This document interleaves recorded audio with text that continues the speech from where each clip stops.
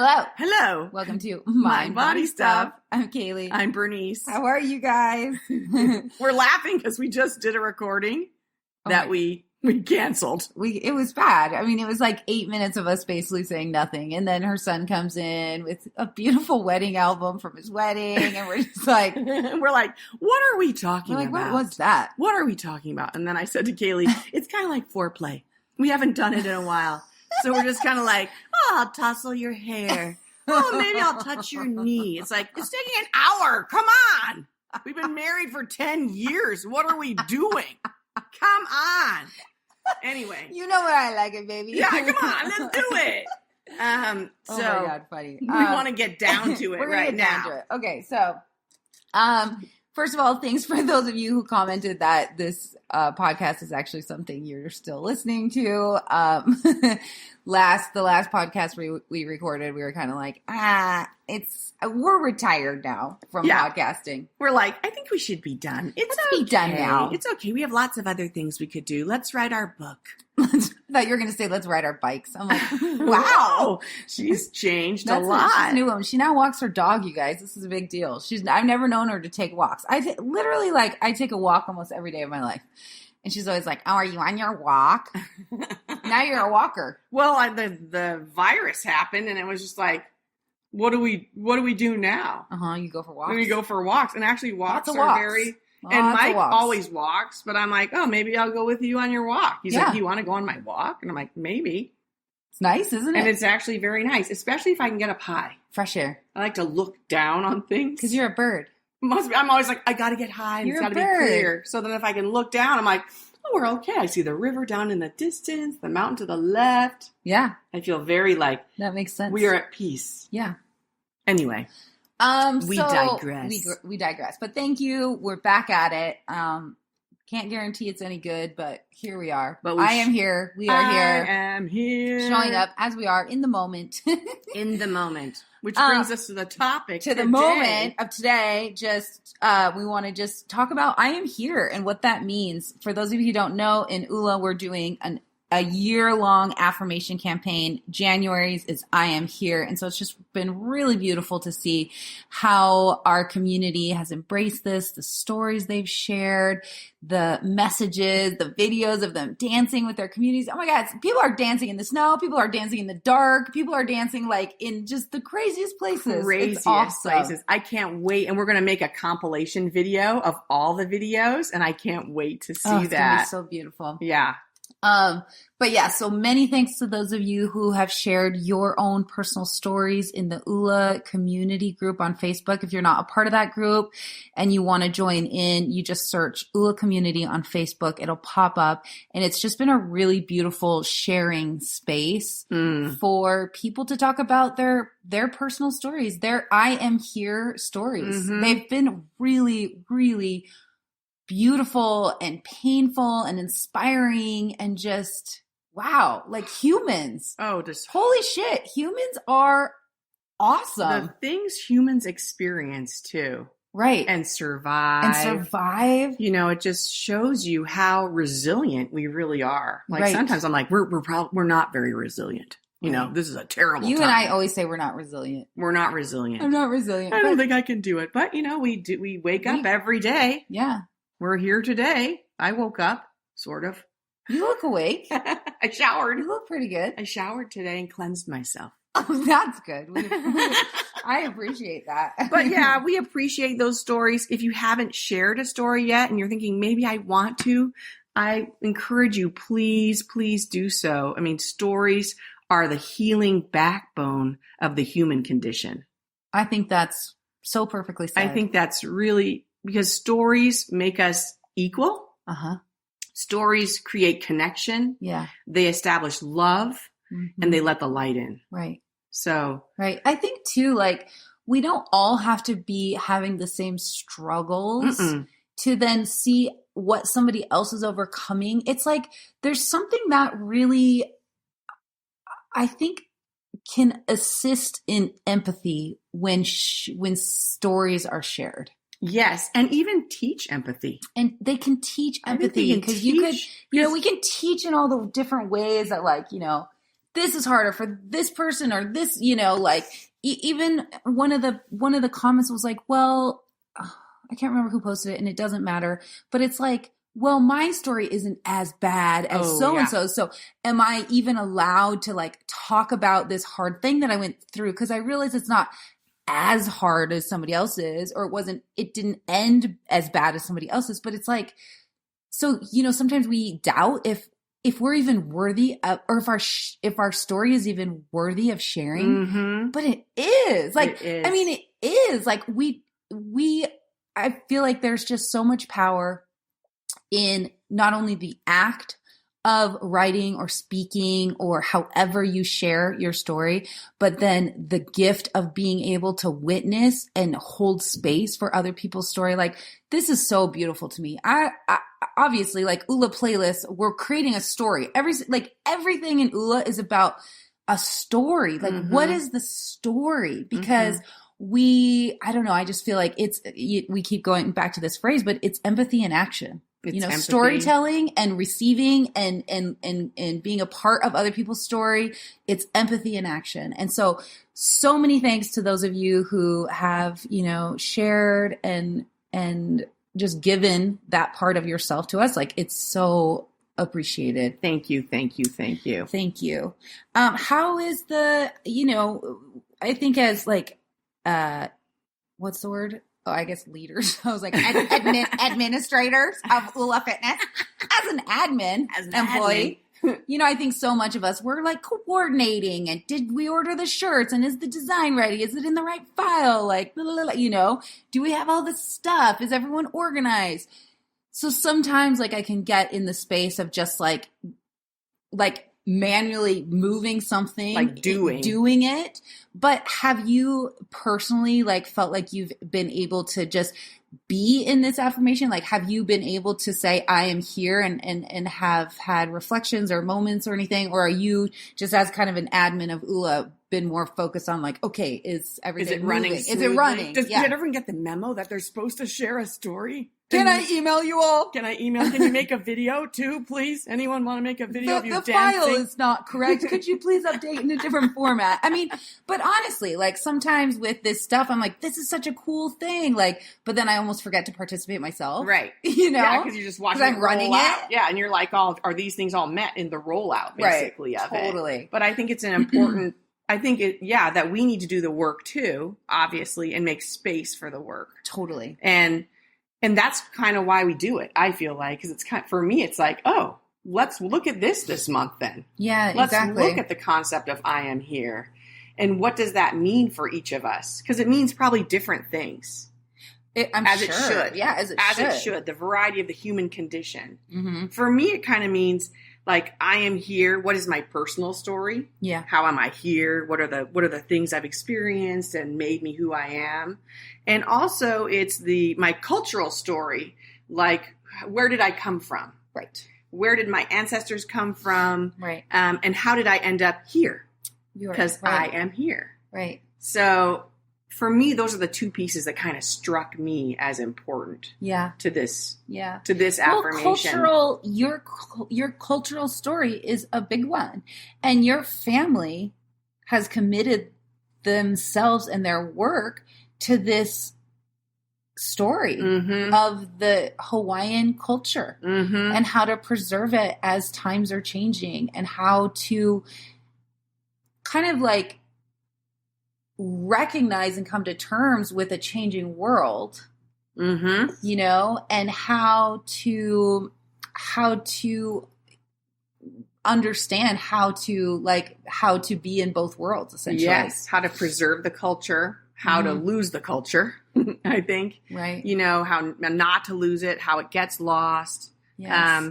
And where you stand in it, right, with it. And right. So... Will you give just a little bit of a background? Because I know your story, but not everybody else does. Like, will you explain just kind of the importance of some of your dad and his like, talk about for a moment, like, their story? Well, yeah. Because it heavily influences you and your story. It does, and you wouldn't know it, I don't think, if you looked at me. Right. You'd be like, oh, that's a nice haole lady over here in Montana, which is true. I am 3/4 white, so But the other part of me is Hawaiian, and my dad was a state senator in Hawaii and was very active in the Hawaiian Renaissance and in trying to make sense of how to preserve the Hawaiian culture as our tourism increased, particularly in his lifetime. The tourism just went like, oh, totally, just blew up. Like, I mean, think about it, like in the 50s, the 50s, there's like hardly any. I mean, it just started. But the 60s, I guess, was just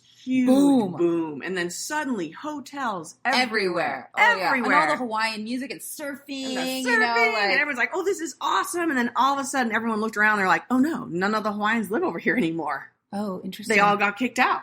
All the hotels got built. Yeah. And everyone was like, what's happening? But for a while, everyone was kind of celebrating, just like, let's all make a lot of money and bring all these people in. Mm-hmm. And so part of his mission was kind of figuring out how to preserve Hawaiianness, the Hawaiian culture, as best he could during a time of great transition. Mm-hmm. And he was affected by his father, who was half Hawaiian, my grandfather, who died at the age of 52 from alcoholism. Mm. My dad found him in a pool of vomit that he had aspirated in the night. And my dad was like 21 or 22. Wow. And my grandfather was, I guess, I didn't know him, of course. I was born very early. Just kidding. And I guess from the stories I've heard about him, because his brother lived, my Uncle Francis, and was that he was very, very sad. Mm. He cried. Whenever Hawaiian music would come on, he'd sing and sing, and then they'd always see George in the background just weeping. Oh. And he lived during the overthrow of the monarchy. Okay. And then his mother was full Hawaiian, my great-grandmother. And she had a difficult time because her father was born in 1800. And so he was part of Hawaii prior to the total white encroachment. Okay. And so he knew traditional Hawaiian, obviously was raised traditionally Hawaiian. There was hardly any white people. And then he was the part of the time when the white people come in and they start to take over. Okay. And so he's trying to make sense and strongly trying to assimilate. Yeah. Because it's like, we're all going to die. And in John Papa'i'i's lifetime, 2/3 of the Hawaiian population died. Wow. 2/3. Because we lived on an island and there was no disease. Sure. There was no disease. It was just like maybe, I don't know what disease, but so all the people came in and from Europe and America, and they had diseases that we had never seen. Right. And it just decimated the population. Right. Wow. So then with this whole, like, where you stand in it, like, how do you feel like their story has, like, impacted your life? I think it's had a strong impact on my life. Kaylee got me this wonderful reading that we'll talk about later with this wonderful astrologer the other day. What's her name? Whitney Fishburne. And she's kind of a scientist by nature and also an astrologer and a journalist, I think. Yeah. And she was really helpful because she had talked about something she saw on my chart, and she said, it feels like you feel like you're an imposter, or you're not, maybe your sadness or why you're not owning your power totally is that there's a lineage coming down about that you don't really deserve it. Oh, And suddenly that got me thinking about, oh yeah, I think that was my dad's issue and my dad's issue of, trying to make sense of, especially as we go further down the line, my dad looked pretty howly, pretty white. And I look very white, obviously.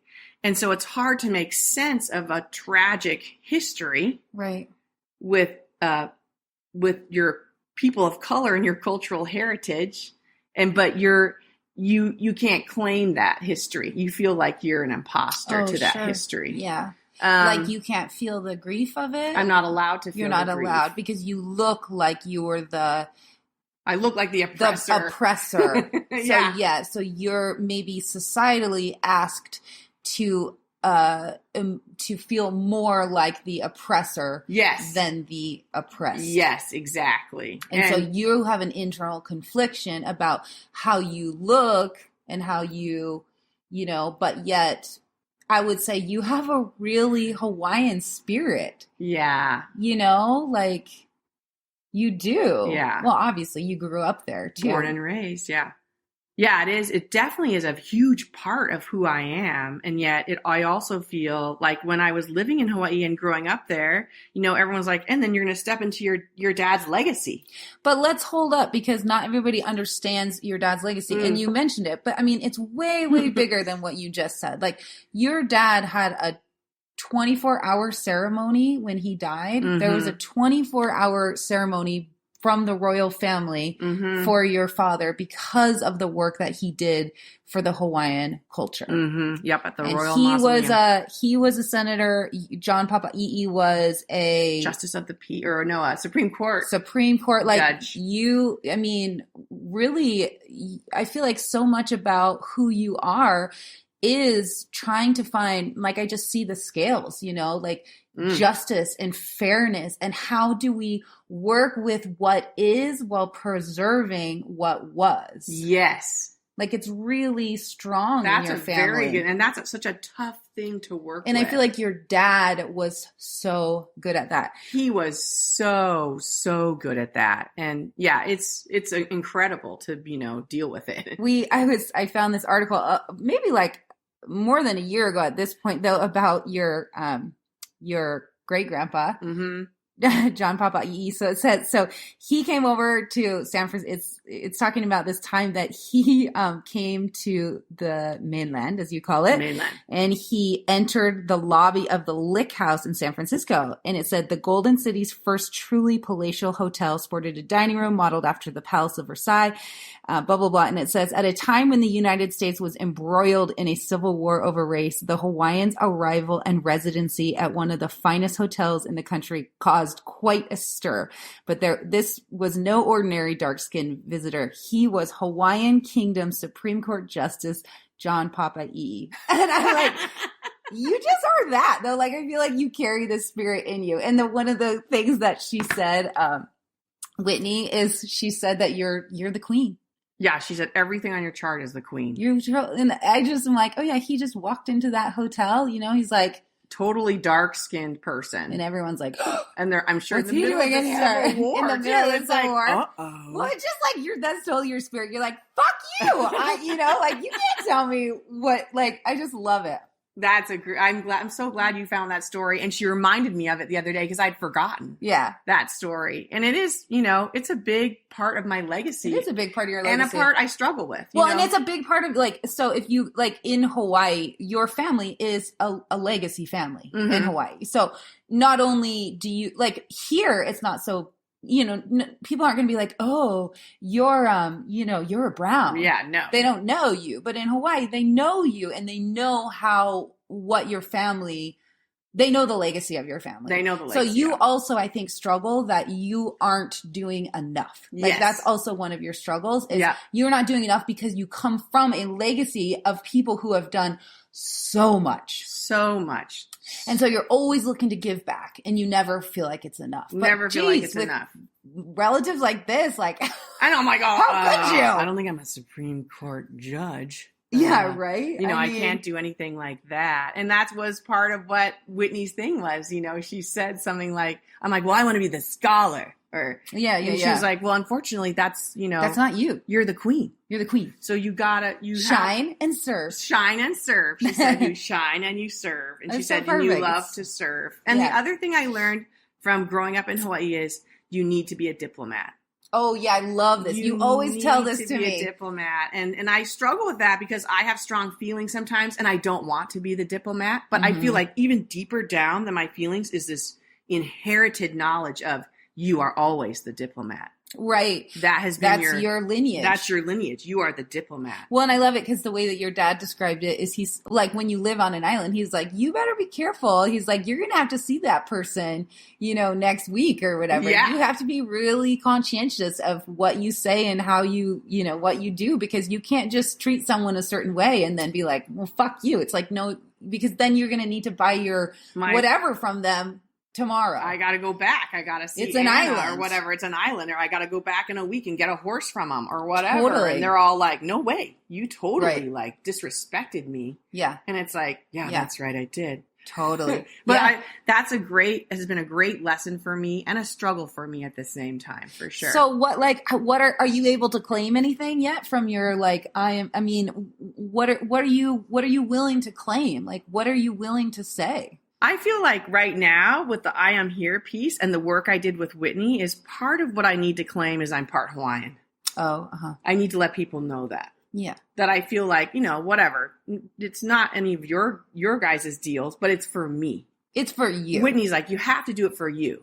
Yeah. Stop doing everything for everybody else or telling everybody else's story or doing all that stuff. This is for you. Right. She's like, you've got to find the things that are for you. That's so cool. And kind of heal your heart that way. Right. And this last week, because of what you did for me, giving me that reading with Whitney, and also a series of events have kind of come up, and it's like, I need to claim this. Mm-hmm. And that I don't have to have shame around it. Right. It's not like, well, you don't look Hawaiian. I'm like, that's right, I don't. Yeah.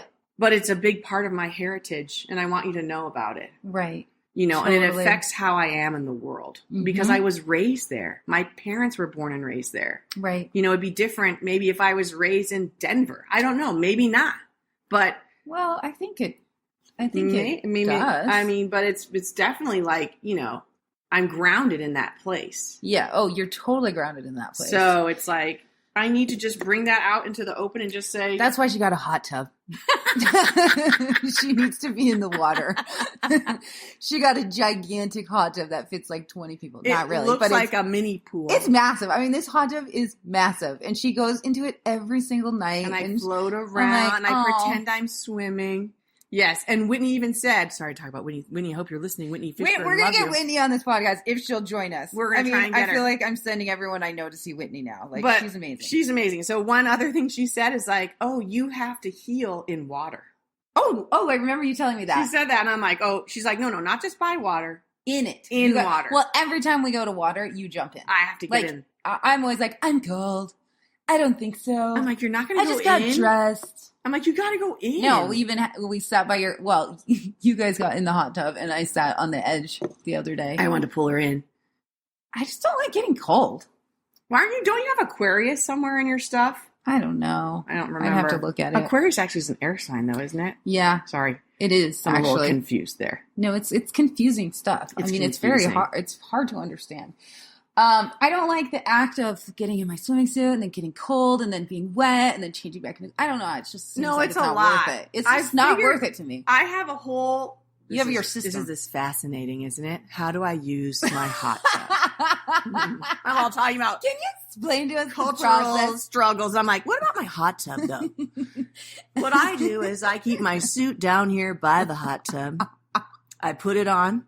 I walk about 20 feet. The other day I fell down in the living room, totally did the splits, running out to the hot tub, crashed on my back, and then I laid down there and I was like, oh my God, I've fallen. Like that was my first thought. And then my next thought was like, well, why don't you get up? And then I'm like, because I want to be sad for myself. I want to feel sorry for myself for a little bit longer. God, it was so funny. I was like, I've fallen. And then the other one was like, just get up. And I'm like, oh yeah, I can get up. And then I just got up and I'm like, oh, that's what people do. You fall and you get up. There's the lesson today of this. Oh, that's good. That is good. So what about you? Well, what about me? I don't know. What about you in this, I am here? I danced it the other day. It kind of brought it back to me. That's a great song, by the way. Holy shit. That's Thank a good you song. so much. Is that Pink? Come on. Oopsie. Oh my God, you are so bad. I'm so bad. She has no recollection of anybody or anything. Is that Pink? Okay. It is Pink though, right? Yeah. Yes. Okay. Yes, good. it's Pink. Anyway. Pink. Okay. I am here, Whitney. Blah blah blah blah blah. I don't know. Like, I think, as you probably have been able to tell for the last however many podcast episodes, I think I'm like confused about myself these days. Mm-hmm. I feel like all of the podcasts, I'm like, well, I don't know. am I doing the right? I don't know. I feel like I'm just confused about a lot. But the great thing about Whitney is like, she's cool because she's like, here's your soul's purpose. And here's why things do this. But she said, part of my soul's purpose is... Soul's purpose. Shut up. Sounds funny when you say it. Part of my soul's purpose. Who? What? How about you tell us the porpoise story one more time? How about that? What's my soul's purpose? We haven't heard that one before. We even when you told the story in the podcast, I was like, we had a whole podcast episode that was called this. What's purpose? No. The podcast episode was called "What's Your Porpoise?" because you told this story. Oh, sorry. You just don't track. You're not tracking. I'm in the moment, folks. She's in the moment. That's how it is. She's a bird. Okay, so... Oh, pretty good. Thank you. Thank you. So anyways, one of the things she's like, okay, you're like up here, you're a social, like you're a scene person. You like to be like out there and you have big ideas and, you know, blah, blah, blah, blah. She said, but what you do is then you dive deep down and then you're like treasure hunting and you go down, down, down to the bottom. So you can even watch it in my chart. Like I live up here in the top of my chart and then I dive down because my moon is in like Taurus down there and I dive down and I'm like looking for treasures and I'm looking. In Taurus. Oh, maybe that's why we get along. Yeah. And so like I'm like digging for treasures and then I bring them up to the surface and I share them. And so she said, that's the truth. So much of my purpose is, she said, your purpose here is to learn how to self-nourish and self-care, and then you teach others to do it. She said, but the way that you do it and the way that you teach others to do it is by exploring their own personal depth.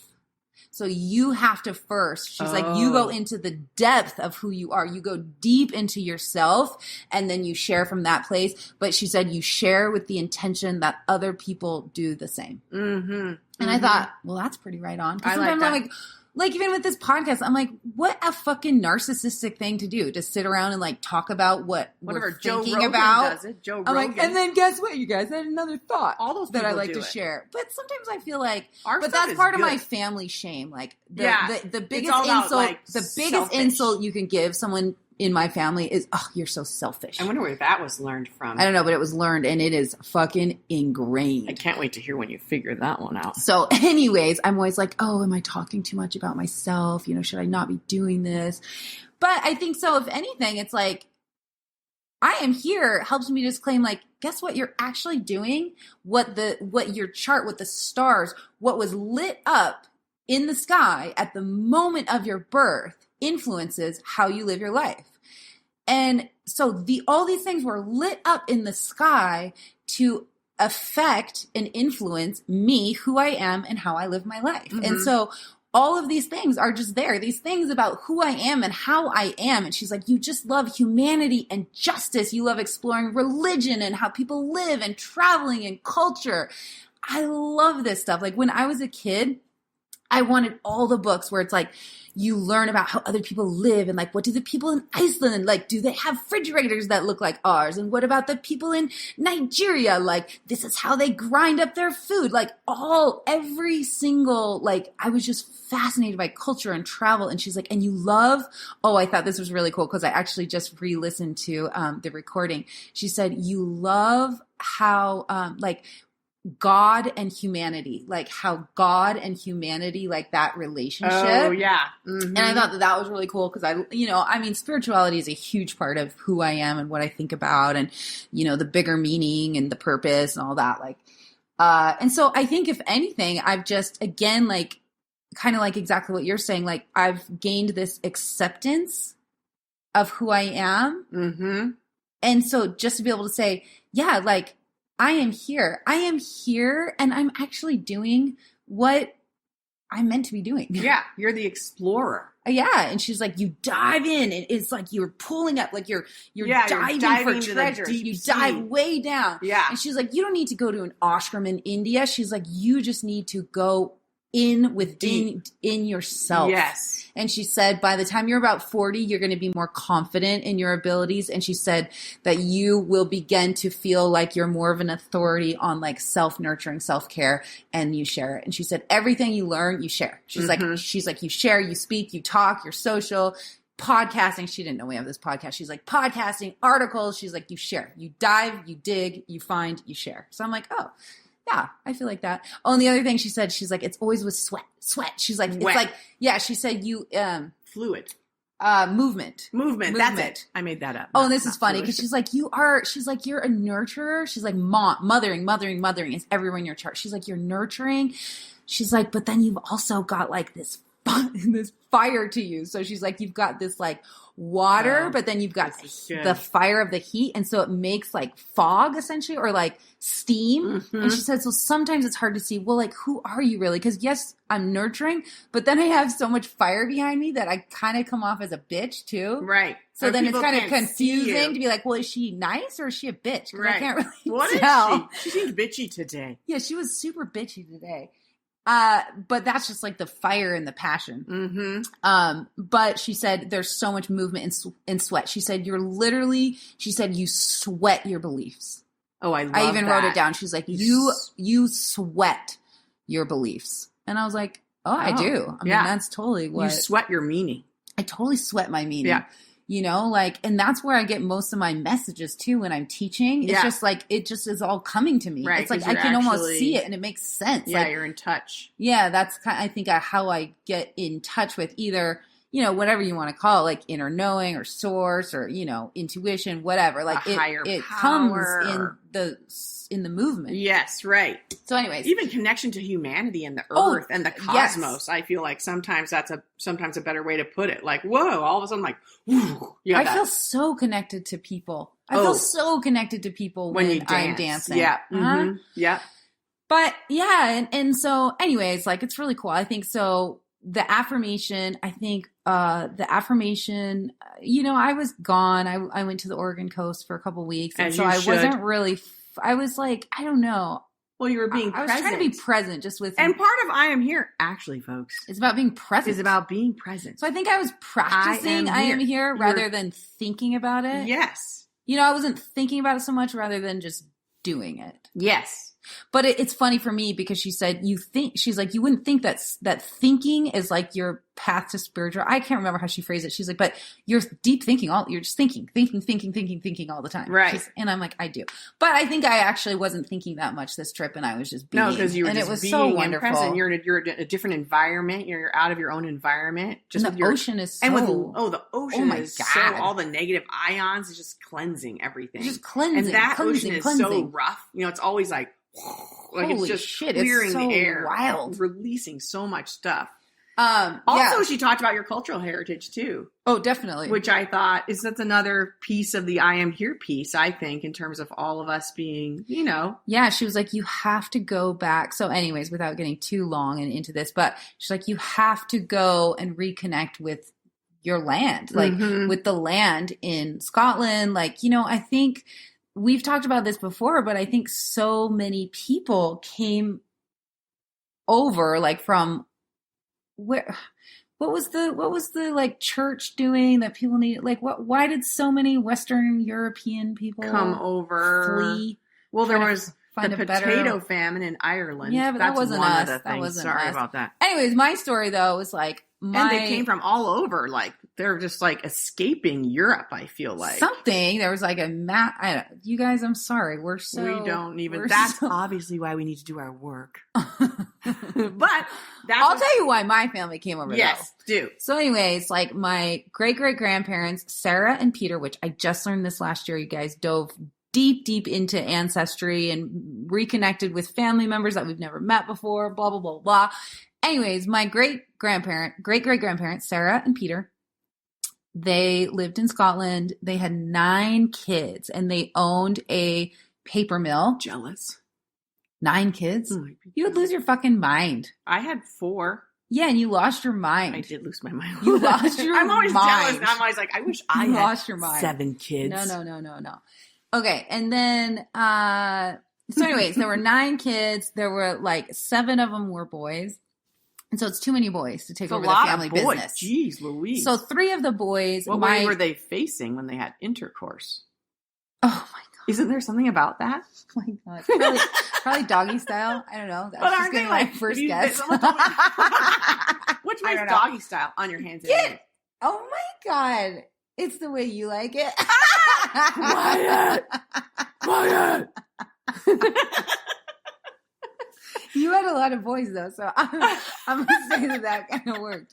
But also, aren't you supposed to say face east or north? Someone was like, I thought you meant your partner. But aren't you supposed to face a certain way and then you have a higher chance of having a girl or a boy? Anyway, I think sorry. everybody has their ideas. But she had on that. 7 boys. Rob's parents wanted a boy. They had 3 girls, and then they wanted a boy. So she wore like they were friends with an astrologist, famous astrologist named Chakrapani, and Chakrapani told her to wear coral beads. A coral necklace. So she wore a coral necklace. And she had a boy. Yeah, but I mean, who knows? Like, cool. I'm not going to say 50-50. it's like put on coral beads and you're going to have a boy. Like, whatever.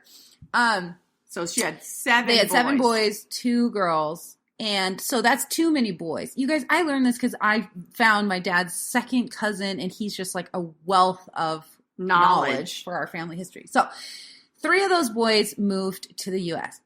One of them was my great-grandfather, James the First. His son was James the II. My dad's James the Third. So James the First moved here.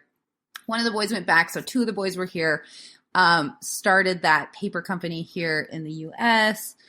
Anyways, there was tragedy that struck his life, and why does that matter? I don't know if that matters. But anyways, what is interesting is like this family in Scotland, like 9 kids. We lost total contact with. We had no idea who these. We didn't know anything about this family. So we, growing up, had this massive, beautiful portrait in my dad's house. Growing up, we didn't know who she was really. Beautiful woman, all beautifully dressed. Woman. And it's like, what time she looks so period powerful. It's like 18 1800s. something. And so anyways, when I reconnected with this second cousin of my dad's, I was like, all we have is this portrait. Like, who, like, and then we found out like who she was. And he's like, oh my God, like, we had no idea where that portrait went. We had no idea. Like, he is the one who has the same matching portrait of Sarah's husband, of Peter. The dad. But he's like, we had no idea. So why did this portrait get all the way across? Like, how out of 9 kids did it get passed to James, who then James, like, it seems like what I understand, he lost, people kind of lost him. They lost James. Mm-hmm, and James went through a lot of personal tragedy, like his wife and one of his kids, like his wife burned in a house fire, like really bad stuff. I think there was a lot of trauma in that generation. Like his second wife or something. And then he had a second wife. Like, let's not talk to him anymore. And then, anyways, it seemed like a little rough and rocky there. But how this portrait now, it's hanging in my living room. And Whitney said it's significant. She said so much of where I have healing work to do is with my ancestor lineage. And she said, I think it's really important. There's a reason that Sarah got into your hands. And I think that you have so much that you can learn from her. So, she's like this woman who has, she worked hard to create the family life that she wanted, to have the home that she wanted, powerful woman, highly spiritual woman. She was Presbyterian. I'm obviously not Presbyterian, but still very much a spiritual person. She's like, I wrote it down this morning. She goes, she said, the mothering that I need, how to mother that I've been looking for as ways to create for myself and my children and my community. I can find the answers that I'm looking for, and I might even be able to find a model completely in Sarah. And she said, I don't think it's a coincidence that Sarah ended up in your living room. She's like, you need to go and you need to research her more. You need to learn more about her. So I was like, oh, wow, that's cool. I don't know. So it's just like, even just like, I am here, like, I am meant to be here. This portrait is meant to be in my living room. Like, yes. Is there a reason that, like, it almost makes me feel like things just didn't get fucked up somewhere? It's like when we take our things that are tragic in our life, at least for me, I'm like, something went wrong. Something wrong happened. Mm-hmm, mm-hmm. But maybe it's like, well, this is just part of the story. Well, and that's what it goes back to, the story. It's just, we need to know our stories. Yeah. We need not just each other's stories, but our own stories. Right. And I think people can argue with me on this, but in America, and I've talked about this before, but a lot of people came over. This is about the white people in general, came over and whatever, they discarded their stories. Mm-hmm. I think because they were like, let's start again. Let's have it fresh. Mm-hmm. But they didn't realize the impact it might have on their future generations. Yes, because their stories now we're lost. had been intact for generations. And they're like, let's get out of here. It's real bad. And they come over here and they're like, let's start fresh. Uh-huh. And I know my husband's family's from Michigan, and I'm always like, because I know so much of my family history, Hawaiian and white history. Mm-hmm. But his family history, I'm always like talking to his mom and stuff, and she was always like, I have no idea. Yeah, right. Nobody knows. I don't know. They're all like, I don't care. And I'm like, oh, well, I was just wondering because you guys seem, stressed out about these certain things, or, how you react to the world. And they're just like, I don't know. Mm-hmm. Not sure why. Right. So we don't know. For years you've been telling me, like, Bernice, not years, because we didn't know this lady's name, but she's been in my living room for years. I'm always like, you're always like, well, and you've got that, you've got that sixth sense, and you're always like, you need to talk to her. You need to ask her, because I'll be like, I wonder why. And you're always like, ask her. I'm like, okay. I'll just ask that lady staring at me with those. Sometimes her eyes look nice, and sometimes she looks so judgy. I'm like, I'm not going to ask her. She's judging me. And you're like, no, she's not. No, she's not judging you. No. But it's just so funny. And I think that they're, I've always kind of longed for that, like, ancestral knowledge, and I always have such respect and reverence for cultures that have reverence for ancestors. Mm-hmm. And rather than being like, oh, I'm not, that's not my culture or whatever, like, oh, but it can be. Yeah. Like, I can learn from my ancestors. Yes. Like, right. I can. And look how the cousin who lives over there. Yeah. He, of course, has all the knowledge. He has everything. Because he's been there forever. So he can go back. He just moved to the U.S. 15 years ago or something like that. Like, he has all the knowledge of the family. All the knowledge, because it didn't get broken off for some reason. Forgotten. Like, we will start new. Yeah, we will start new. Let's not look back. Right. And it's like, let's. I think that fucked up a lot of Americans, to be honest. We're like, I don't know anything about who we are. Yeah. I'm like, well, where'd you come from? What are your people? I even went through some old emails with Anthony, and I was like, who are the McLaurens? Like, who are we? Yeah. And then he wrote all this thing about who we are. We're entrepreneurs. We're like inventive. They start businesses. Yeah. He's like, this is who we are. Common familial tendency is to start businesses. Yeah. It was really cool because I just said, who are we? Because I don't know about you guys out there, but can you, I think a lot of people have actually maybe stronger family structures than I do. But I grew up with one grandpa and one grandma, and they didn't live long into my life, and I didn't see them very often. I don't have that family understanding. Yeah. I don't know who we are as a family. Right. Yeah, no one was passing the history down. There was no oral history either. Do you know what I mean? There wasn't. So I think for me, in order to actually understand who I am more, I need to understand who my family is. Or something. And that's all part of I am here. Because totally you're is. Here because they were of there. Them. They were there. Right. And at their time, Sarah was here. Right. She was in Scotland, wherever she was, living her life. Right. And then her son leaves. We don't know why he leaves. We can assume. We can't talk to him anymore. Mm-hmm. We can't go back to that time, the day he finally left. And so this is the day. Did you want to go? Did you have to go? Right. And does she give him the portrait then? Right. Does she say, take is she this? his favorite son? So he gets the portrait? Right. We don't know. We don't know. You know? Yeah. So there's just so many. But that's why when we look at I am here, of course, for me, part of it is being present. Like you talked about. Yeah, I am here. I am right here, right now. And I need to work on that a lot. Also, I am here because of the stories, my personal stories that have brought me to this place. Yes. And I am here because of the heritage, my lineage. I stand on the shoulders of those who came before me. Right. So we have to know their stories too. And we have to know the story of the people that we live with now. Yes. You know, like our community members that aren't even part of our family. Point. Like, we also need to know the collective story of now. Mm-hmm. Like, yes. what is the collective story of right now? Yes, right. Yeah. And I don't know. Like, the other day I made a post about, like, imagine if someone is really sick, and imagine all of the people that have to go into the treatment. Like, you can see the doctor, you can see the nurse, you can see the people who are right there, but who you don't see are the people in research and development who are, you know, figuring out the medicine. What you don't see are the people who are doing the laundry. How about the lab work? You know, like doing all your lab Changing work. the sheets, washing the dishes, you know, the caretaker, who's taking care of those person's kids or whatever, you know, whoever. There are so many people helping the situation in so many ways. And so I think for me too, it's like, we all have to ask ourselves, like, what is my medicine? What, like, touch into your soul, and like, how do you want to show up in the world? We don't need everybody. Not everybody can be like a lawmaker.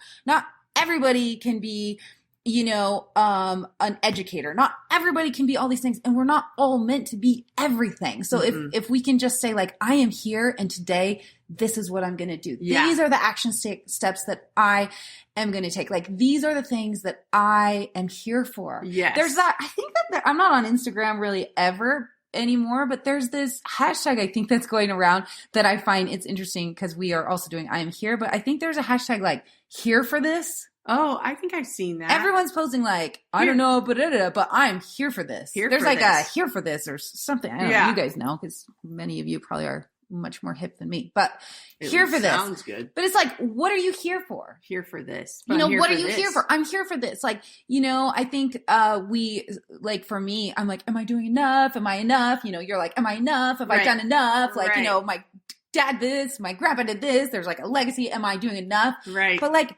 can you just say to yourself, like, I am here for this. That's like, good. I am here for this. That's the grounding. I don't have to be an honorary whatever.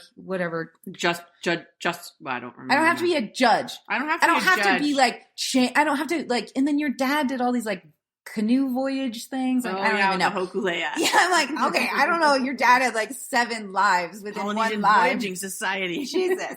And he was an architect, and he built a hospital, and like whatever. I mean, your dad is like other. I'm not going to live up to that. I can tell you that much. Folks.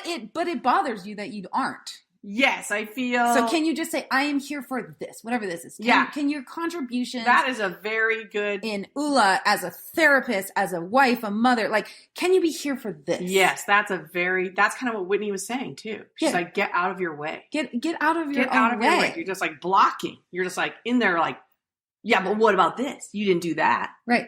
You're like, yeah, but that's not who I am or what I'm supposed to be doing. Right. You know? And I am here for this. And that's really helpful, because it's even like, how I live my life sometimes is I'm always like 4 or 5 years in advance. Yeah, sure. Like I'm kind of like, well, and then Ray graduates, and then Ray graduates, and I probably, you know, get really depressed, and then Mike's like, why are you talking like that? Then you have grandchildren, you know, that you already have grandchildren around you, you know, but it's always like, and then I'll die. You know, I brought that up with Whitney, and she was like, well, yes, you'll die, but maybe not in 4 years. Maybe you will, but I'm always too far ahead. Yeah. And the other night I woke up, because sometimes I wake up and I'm like, well, that's it. I'll probably be dead in about 5 years. I better figure this out. Oh my God. And then my voice in my head is like, just be here right now. Yeah. You're in your bed.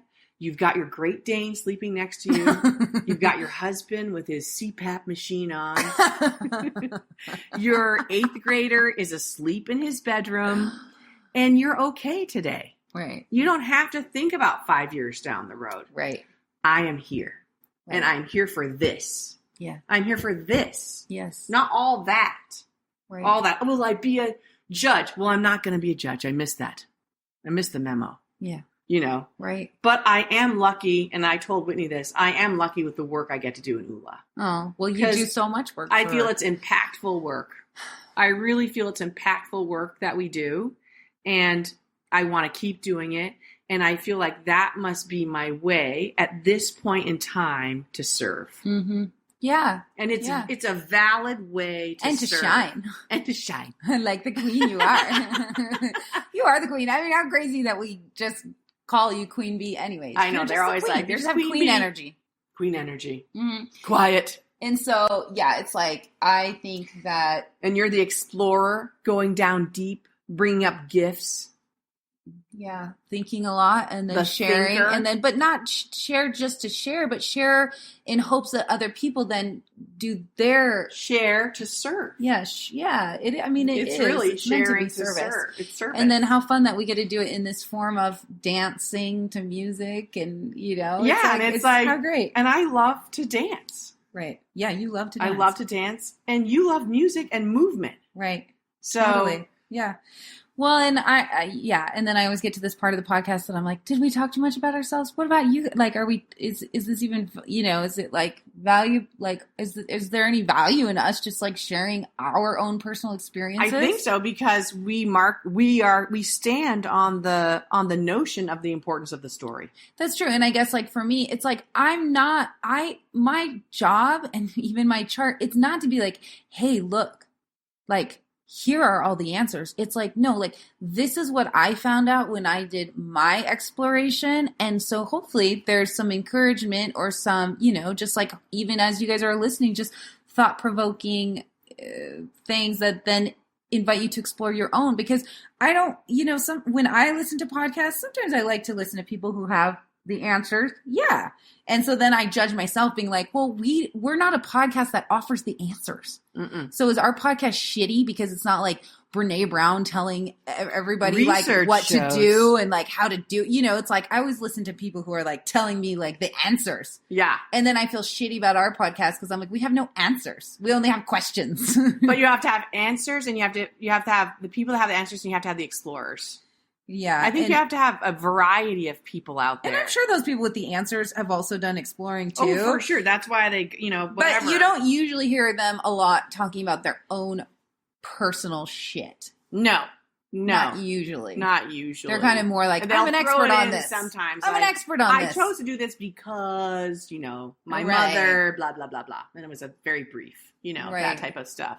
Right. But I feel that one of the things we stand on at ULA is the importance of the story. Yeah. And so if our story can help your story, or help you share your story, or understand, or even explore your own story, even just if this can entice you to explore your own story more, then maybe that's just our work. Then we're doing a and good maybe thing. we just have to accept I think that you're doing enough, and I have to accept that like I'm on my path. Yes. We are here for this. I'm here for this. We're here for this. How funny though that hashtag is like, I think it's trending. I don't know. I need to research that hashtag. Yeah, we got to look that up. Sounds good though. There must be some collective call though to be doing this work. If this is our hashtag and that's the rest, that's another hashtag. Well, we ended up together and we end up doing this work, and it's like, obviously, like my dad would say, why do you question your path? This is the path you are on. I love that. He was like, why do you question your path? Mm-hmm. He said that stops you from going down it. Right. Yeah. And I'm like, oh. Why are you so smart, Papa? But he gave advice because he was like 70 and had already questioned his path many times. And finally, I think in his 50s, he was like, walk down your path. Yeah. Just go. And that's kind of what Whitney said too. She was like, because I said, well, when am I ever going to just be like, oh, Kaylee, you're actually doing a good job. You're doing what you're supposed to. She's like, it'll take you a little bit longer. She's like, you're still young. She's like, you don't trust yourself yet. Yes. And I was like, oh, that's true. Yeah. So, but part of if I just trusted myself, I probably wouldn't feel the need to dig down in there and keep looking at it all. That's right. That's if I was just like, this is how it is. You're like, oh, this is good. I'm good at this. This is good. Yeah. Which is like, I mean, do we ever get to that point? Maybe some people do. I think some people think they're good. Some people do. Some people think they're really good. Yeah, and they that's probably, cool. Some of them are good. Some of them are good. They are good, but I think you and I will always question our worth. That's not part of our path. Who knows? Maybe not. Maybe someday I'll be like, fuck yeah, I'm worthy. I'm real good. I'm good. I'm worthy. Well, anyways, hopefully you guys are feeling connected, enlightened? No, probably not. No, I don't no. think this is the podcast you go to for enlightenment. But I hope it's jogged your use of story. Yeah, exactly. I love that. Because I'm excited about I Am Here, and I'm excited to see more stories and hear more stories and see more dances because we are Ula. And I am here. I'm here for you. We're here for you. Thank you for being here for us and for yourself. Love you guys. Take care. Bye.